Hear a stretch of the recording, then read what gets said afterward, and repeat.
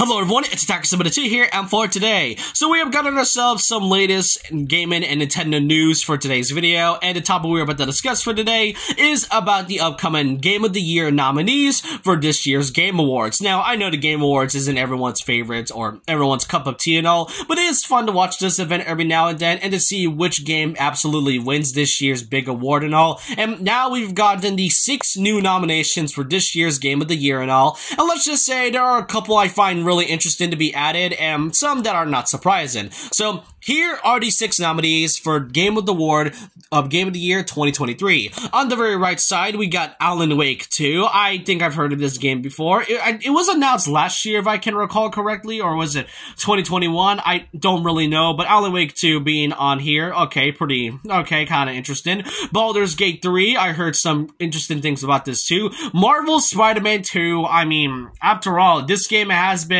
quite wanted for like a couple years. We've been wanting information for this game for a while now, and now that we've seen it, it's definitely worthy of Game of the Year. Then we also got Resident Evil 4 Remake. Okay, I never really thought I would see this. I would think games like Final Fantasy XVI or in some other cases Hi-Fi Rush to be part of this nomination. But then there's the other 2 games I'll have to mention, because right here, these are the 2 Nintendo games. Legend of Zelda Tears of the Kingdom.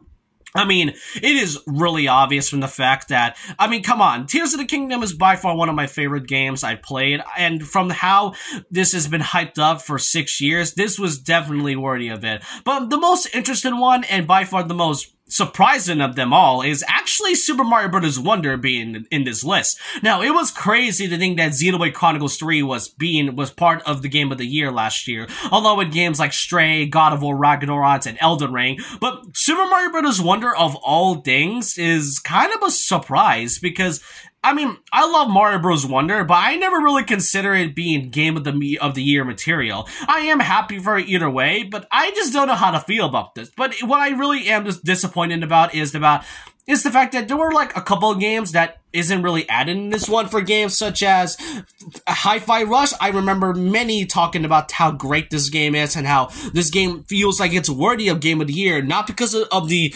really incredible gameplay, but also the new art style that we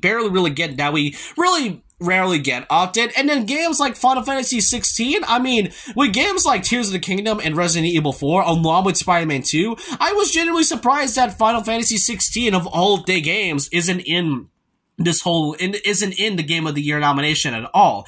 But you know what I find more hilarious is the fact that this is kind of the second time that we technically had 2 Nintendo games in the Game of the Year. The last time we had that was, believe it or not, 2017 with Mario Odyssey and, funny enough, Breath of the Wild, which is so hilarious how this is the second time we've now gotten 2 Nintendo games in the Game of the Year category. But of all things, I would have at least replaced Mario Wonder with either Hi-Fi Rush or Final Fantasy XVI and all, but like I said in the beginning, not everyone's favorite cup of tea. The Game Awards is not everyone's favorite cup of tea and all, so I can see why many are kind of, skeptical about this. If I had to personally choose either of these games, I would personally either go with Zelda, or most notably, if not, Marvel's Spider-Man 2. I mean, it feels like it could be a game that is pretty worthy. If not, then Tears of the Kingdom would definitely be another big W for Nintendo, since I can't remember the last time since they've won a Game of the Year award, aside from the one that happened back in 2017.